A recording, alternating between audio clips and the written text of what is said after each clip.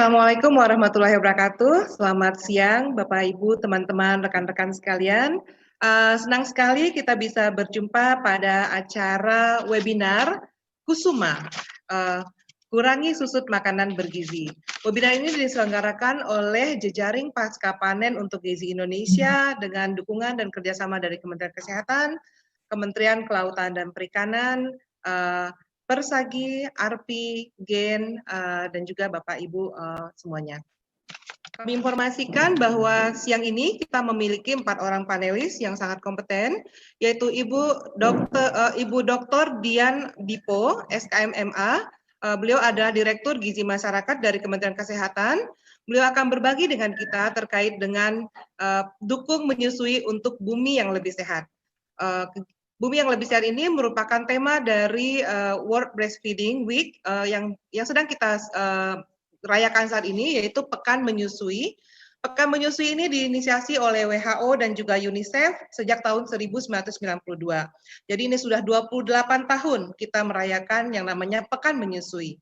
Setelah Ibu Dian nanti akan diisi oleh Ibu Dr. Elizabeth terkait dengan pengetahuan mutakhir dan praktik pemberian ASI. Pengalaman dari ruang praktik Ibu Elizabeth adalah Ketua Satuan Tugas Ikatan Dokter Anak Indonesia. Setelah Dr. Elizabeth akan disusul oleh Bapak Nurfi Afriansa. Beliau adalah Ketua Departemen Riset dan Pengembangan DPP Persagi. Beliau akan berbagi kepada kita tentang riset mutakhir, pola makan ibu menyusui, konsentrasi DHA ASI, dan status gizi bayi. Dan terakhir akan ada Bapak Insinyur Hasanuddin Yasni MA. Beliau adalah Dewan Pengawas JP2GI. Beliau juga merupakan Ketua Asosiasi Rantai Pendingin Indonesia. Beliau akan berbagi kepada kita tentang urgensi ketersediaan fasilitas penyimpanan ASI dan inovasi produk pangan dan upaya untuk optimalisasi pemberian ASI. Bapak Ibu sekalian, mungkin kita bisa mulai dengan presentasi pertama dari Ibu Dian Dipo. Kepada Ibu Dian kami persilakan. Terima kasih Bu Moderator, Bu Rahmi. Saya akan menyampaikan kegiatan dukung menyusui untuk bumi yang lebih sehat. Bismillahirrahmanirrahim. Assalamualaikum warahmatullahi wabarakatuh. Salam sehat, semoga kita semua yang mengikuti acara ini dalam kondisi sehat walafiat, sehingga dapat menerima informasi yang berharga ini dengan baik. Pada kesempatan webinar ini juga saya akan menyampaikan mengenai dukungan menyusui untuk bumi yang lebih sehat dalam rangka Pekan Menyusui Sedunia tahun 2020, sebagaimana tadi sudah disampaikan oleh Ibu Moderator. Slide-nya bisa dibantu.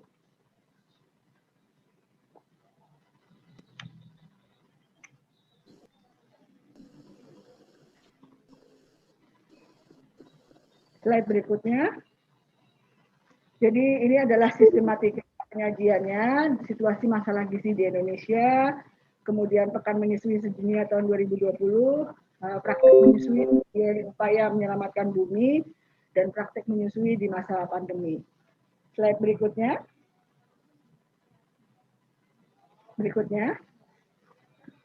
Slide berikutnya. Sebagaimana kita ketahui, hasil riset kesehatan sebelumnya ya, slide sebelumnya. Yang kita ketahui hasil riset kesehatan dasar tahun 2018 menunjukkan proporsi stunting kita sebesar 30,8%, menurun jika dibandingkan tahun 2013, dan juga menurun jika dibandingkan lagi dengan tahun 2019 yang 27,7%. Walaupun menunjukkan kecenderungan menurun, namun masalah stunting masih merupakan masalah gizi secara nasional karena masih di atas batas ambang masalah kesehatan masyarakat, yaitu masih di atas 20%. Di sini disebutkan bahwa 1 dari 3 balita kita masih menderita stunting. Prevalensi stunting di tingkat provinsi juga masih sangat tinggi. Sebanyak 2 provinsi memiliki prevalensi stunting di atas 40%. 18 provinsi memiliki prevalensi stunting sebesar 30-40%, dan 13 provinsi memiliki prevalensi stunting 20-30%. Dan hanya DKI Jakarta yang memiliki prevalensi stunting kurang dari 20%. Pada dasarnya, stunting itu dapat dicegah dengan memastikan kesehatan yang baik dan gizi yang cukup pada masa 1000 hari pertama kehidupan. Dengan pemberian makanan bayi dan anak yang berkualitas, yang tepat dimulai dari saat inisiasi menyusui dini, kemudian ASI eksklusif, makanan pendamping ASI yang tepat, dan menyusui dilanjutkan hingga 2 tahun, itu dapat meningkatkan kelangsungan hidup dan mendukung anak untuk tumbuh sehat, berkembang secara optimal, sudah dipastikan, tidak diragukan lagi. Sehingga pemberian ASI akan meningkatkan kualitas kesehatan anak secara jangka panjang. Anak yang mendapatkan ASI dengan baik akan tumbuh dan berkembang dengan baik pula. Otaknya lebih cerdas dan akan sehat sepanjang hidupnya karena ASI dapat menjauhkan anak dari penyakit infeksi seperti diare, kemudian alergi dan sebagainya hingga mencegah kegemukan atau obesitas. Slide berikutnya. Ini adalah fakta tentang praktek menyusui bahwa inisiasi menyusui dini di antara anak kurang dari 2 tahun, itu 57% dapat ASI dalam 1 jam pertama setelah lahir. 61% segera diletakkan di dada ibu dan 60% terjadi kontak kulit dengan ibu. ASI eksklusif pemberiannya sampai dengan saat ini dari data yang ada, separuh dari bayi usia kurang dari 6 bulan mendapatkan ASI eksklusif. Namun median lamanya pemberian ASI masih sangat rendah, yaitu 3 bulan. Slide berikutnya. Ini adalah proporsi inisiasi menyusui dini pada anak umur 0 sampai 23 tahun, bahwa praktek pemberian makan bayi dan anak yang tepat dimulai saat inisiasi menyusui dini selama sekurang-kurangnya 1 jam masih mengalami tantangan. Berdasarkan data Riskesdas tahun 2018, proporsi IMD pada anak umur 0 sampai 23 bulan telah mencapai 58,2%. Namun jika berdasarkan waktu, IMD yang dilaksanakan lebih atau sama dengan 1 jam, hanya sebesar 15,9%. Artinya masih jauh dari harapan. Provinsi dengan proporsi IMD terendah adalah Provinsi Maluku Utara sebesar 34,3% dan tertinggi adalah di DKI Jakarta sebesar 74,1%. Slide berikutnya. Pekan Menyusui Sedunia, kita berbicara mengenai Pekan Menyusui Sedunia tahun 2020. Slide berikutnya bahwa tema Pekan Menyusui Sedunia tadi juga sudah disampaikan oleh moderator bahwa tema globalnya adalah World Breastfeeding Week tahun 2020 ini adalah Support Breastfeeding for a Healthier Planet. Sementara tema nasionalnya adalah Dukung Menyusui untuk Bumi yang Lebih Sehat dengan slogan Menyusui, Ibu Terlindungi, Anak Kuat, dan Bumi Sehat. Hashtagnya Menyusui Sayangi Bumi. Ini yang kita lakukan, maka untuk itu ayo teman-teman media ramaikan hashtag tersebut supaya menjadi trending dan informasi dukungan menyusui untuk bumi yang lebih sehat dapat sampai kepada masyarakat luas. Slide berikutnya, fokus Pekan Menyusui Sedunia tahun 2020 ini adalah slide berikutnya. Penyelarasan kebijakan tentang menyusui dan PMBA, pemberian makan bayi dan anak terhadap Sustainable Development Goals. Hal tersebut selaras dengan tujuan nomor 11 tentang kota dan masyarakat berkelanjutan, tujuan 13 tentang aksi perubahan iklim, tujuan 14 tentang kehidupan di bawah laut, dan tujuan 15 tentang kehidupan di darat. Kemudian adalah memastikan kesehatan yang mendukung pemberian ASI dan memberikan konseling menyusui. Setiap petugas kesehatan dan konselor menyusui agar terus mendukung ibu dalam menyusui dengan memberikan konseling pada ibu hamil dan ibu menyusui. Yang berikutnya adalah mensosialisasikan kepada masyarakat tentang dampak pemberian susu formula terhadap kerusakan lingkungan. Berbagai pihak agar terus mendukung keberhasilan menyusui dan juga ikut serta dalam mensosialisasikan dampak pemberian susu formula terhadap kerusakan lingkungan. Jadi seperti itu, maka fokus tema Pekan Menyusui Sedunia tahun 2020 ini adalah tentang bumi sehat.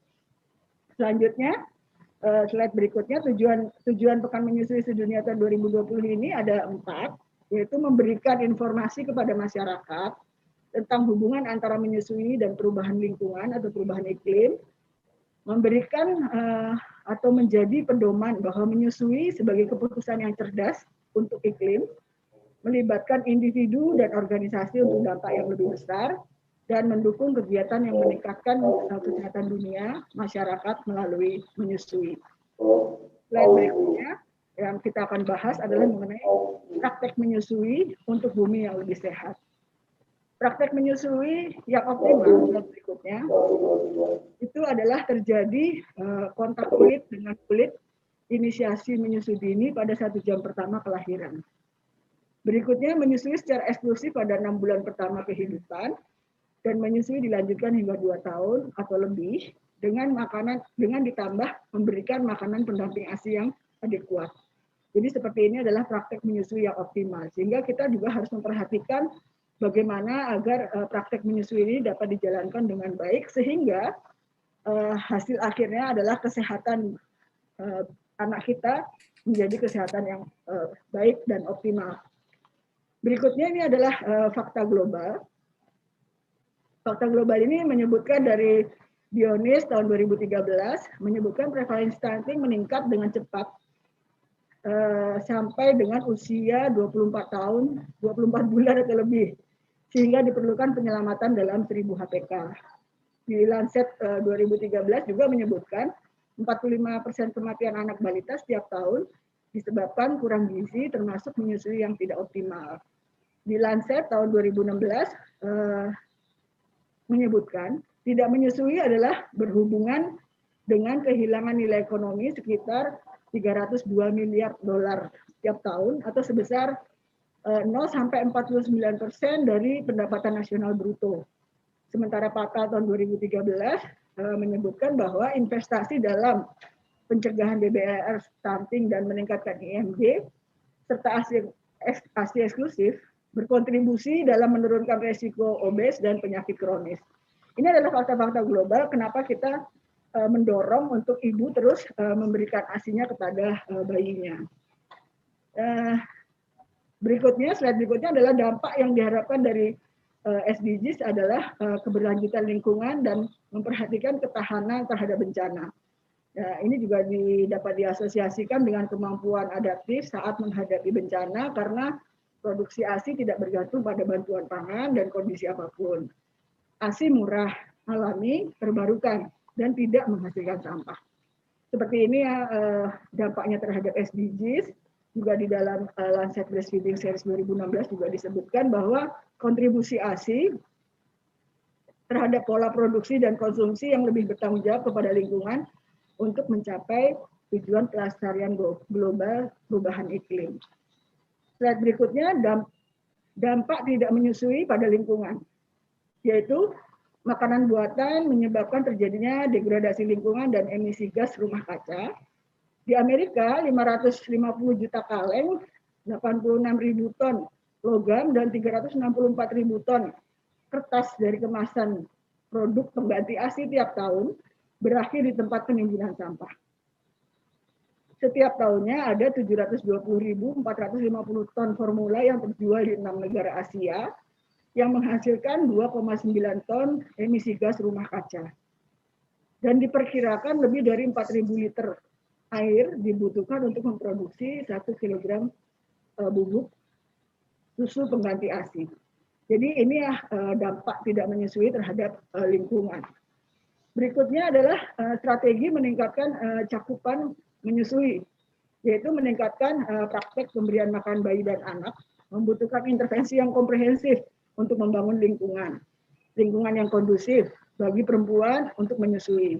Global Strategy for Infant and Young Child Feeding telah menguraikan semua bidang dan subjek untuk melindungi, mempromosikan, dan mendukung menyusui. Hal ini penting untuk dicatat bahwa untuk menciptakan lingkungan yang kondusif, tindakan multisektoral diperlukan dan penerapan beberapa intervensi secara terpisah tidak akan membuahkan hasil yang optimal.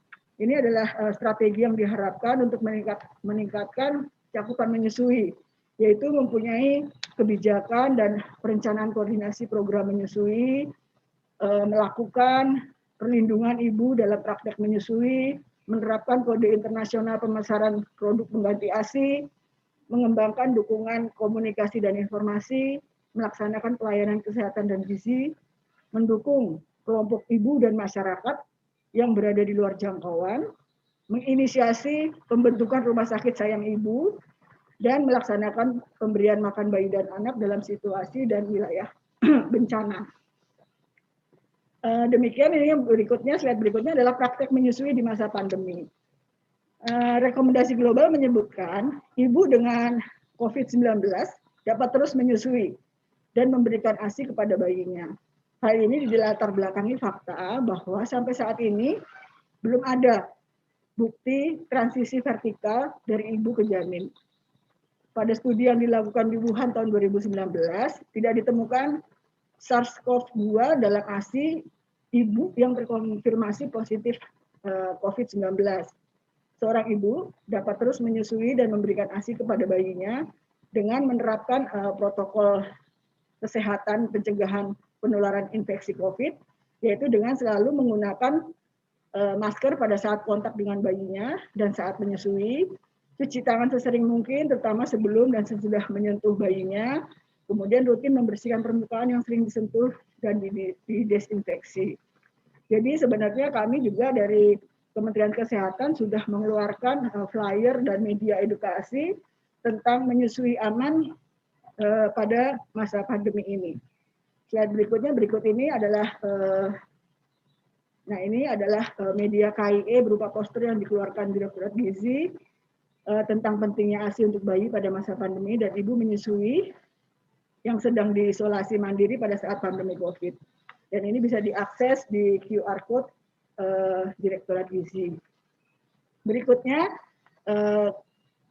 kita mengimbau untuk keberhasilan menyusui, maka dihimbau kepada semua pemangku kepentingan untuk mempromosikan dan meningkatkan akses layanan yang mendukung ibu untuk melanjutkan praktek menyusui melalui memprioritaskan program dan layanan menyusui, konseling menyusui pada tenaga terlatih, konseling menyusui oleh tenaga terlatih, mengakhiri promosi produk pengganti ASI, dan inisiatif rumah sakit sayang ibu. Seperti itu, dan hal-hal yang harus diperhatikan adalah slide berikutnya. Untuk mendukung praktek menyusui diperlukan kerjasama dari berbagai pihak. Semua pemangku kepentingan perlu berinvestasi, bisa berinvestasi dalam penyediaan akses konseling menyusui. Pengusaha perlu menciptakan lingkungan kerja ramah menyusui. Konseling menyusui oleh tenaga terlatih terbukti meningkatkan cakupan menyusui. Dan fasilitas pelayanan kesehatan memastikan pelaksanaan 10 LMKM pada rumah sakit sayang bayi. Dan itulah yang bisa saya sampaikan. Semoga paparan ini dapat dipahami dan bermanfaat untuk semua peserta. Sekali lagi saya akhiri. Wassalamualaikum warahmatullahi wabarakatuh.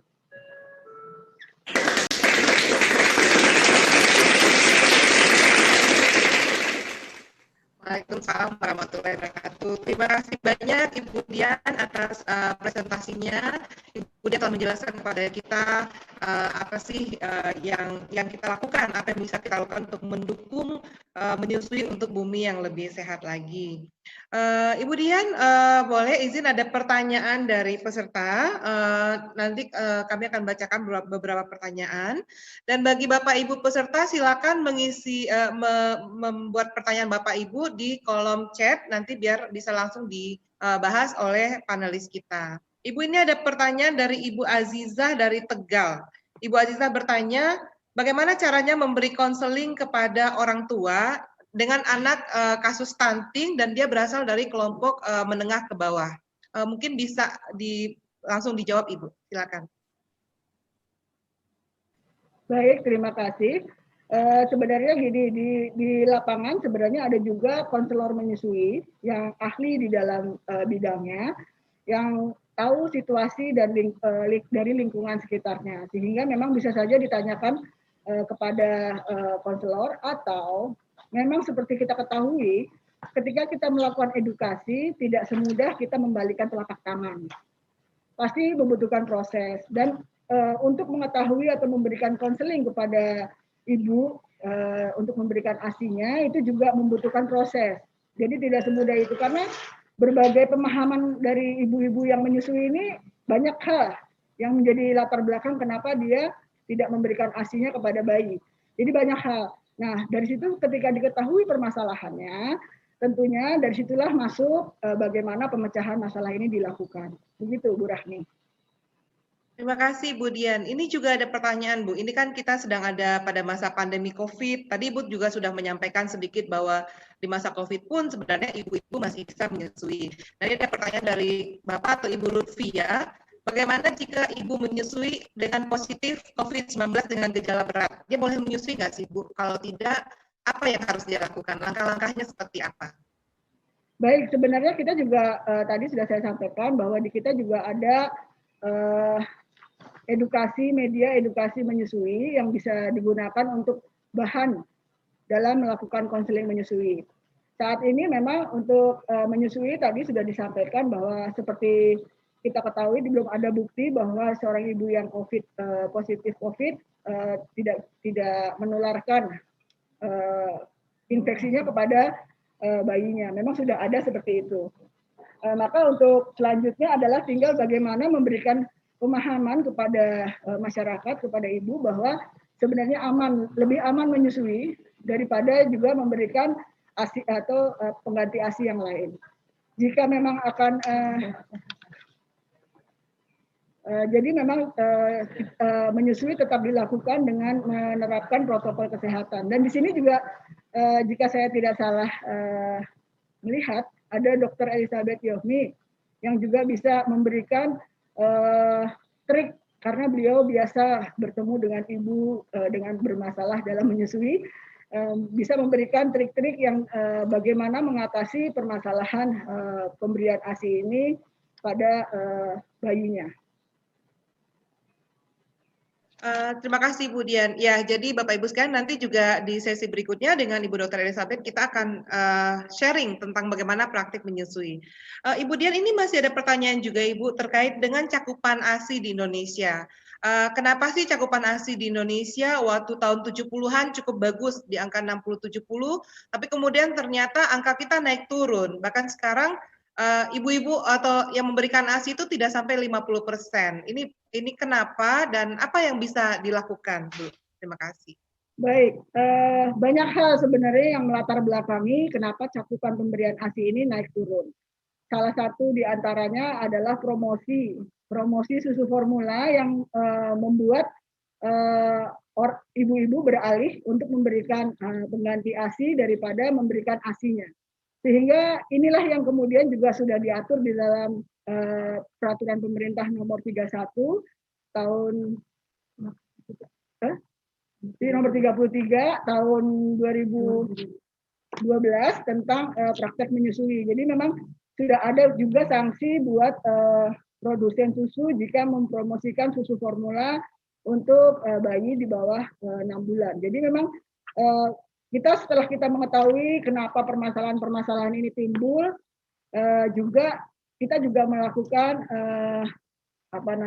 perbaikan di dalam peraturannya, sehingga kita juga membuat peraturan-peraturan seperti itu. Dan saat ini pun kalau boleh kita berbagi bahwa sudah banyak kelompok-kelompok pendukung ASI. Ada ibu, ada juga ayah ASI. Kemudian juga ada beberapa organisasi internasional, organisasi kemasyarakatan kita yang melakukan kegiatan mendukung pemberian ASI pada ibu. Beberapa waktu yang lalu terkait dengan Pekan Menyusui Sedunia ini juga telah diluncurkan modul untuk ayah ASI, sehingga nanti akan lebih cenderung orang lebih suka menyusui, diharapkan orang lebih suka menyusui daripada mengganti air susu dengan pengganti ASI. Demikian Bu Rahmi. Terima kasih Ibu Dian. Ini pertanyaan yang masuk ke kita cukup banyak Ibu Dian. Ternyata interest terkait masalah ASI ini cukup besar. Nah, banyak pertanyaan yang masuk ini Bu, misalnya dari Medan, dari NTT, dari Momere juga terkait dengan COVID dan imun. Ini kalau misalnya tadi Ibu mengatakan bahwa paling aman sebenarnya memberikan ASI. Tapi kalau kondisi orang tua atau ibu menyusui ini sudah imunnya sudah turun, bagaimana Bu? Terus kemudian kemana orang tua yang dengan positif COVID ataupun dengan punya gejala COVID ini bisa berkonsultasi untuk menanyakan, boleh nggak sih anaknya dikasih ASI begitu Bu? Sebenarnya seperti tadi saya sampaikan bahwa sebenarnya kan ada konselor ASI di sekitar kita, banyak di sekitar kita. Di setiap provinsi sudah ada konselor ASI dan bisa dilakukan juga dengan janji temu untuk melakukan konseling mengenai menyusui. Jadi tadi disampaikan bahwa pemberian ASI pasti dapat meningkatkan imunitas bayi. Jadi di kandungan ASI itu sendiri itu adalah kandungan zat-zat gizi yang secara subhanallah ya, ternyata sampai usia 6 bulan itu dapat memenuhi kebutuhan zat gizi bayi. Artinya tidak perlu tambahan zat gizi lain.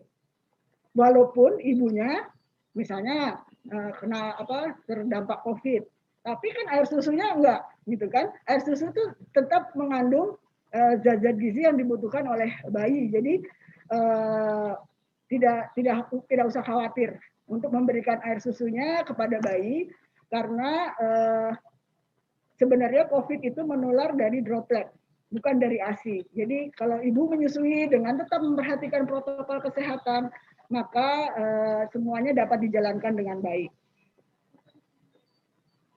Oke, baik. Ya, Bu Rahmi, kalau memang ada pertanyaan, kalau memang ada pertanyaan-pertanyaan yang memang memerlukan jawaban, nanti ada teman-teman yang membantu menjawab di question and answer, Bu Rahmi. Terima kasih banyak Ibu Dian. Terima kasih banyak atas waktunya Ibu Dian, Bapak Ibu peserta webinar sekalian. Jika masih ada pertanyaan untuk Ibu Dian bisa ditaruh di chat box. Dan nanti di sesi terakhir kita akan bahas kembali. Terima kasih banyak atas Ibu Dian. Kita akan lanjutkan dengan sesi berikutnya, yaitu tentang praktik menyusui ASI yang akan disampaikan oleh Dr. Elizabeth. Tadi juga banyak sekali pertanyaan, aduh banyak deh, bisa nggak sih nyusuin, terus kendala-kendalanya cukup banyak. Sebelum ke Dr. Elizabeth, mari kita tonton sedikit video singkat tentang Pekan Menyusui tahun 2020 ini. Apa sih itu pekan tersebut? Terima kasih, silakan.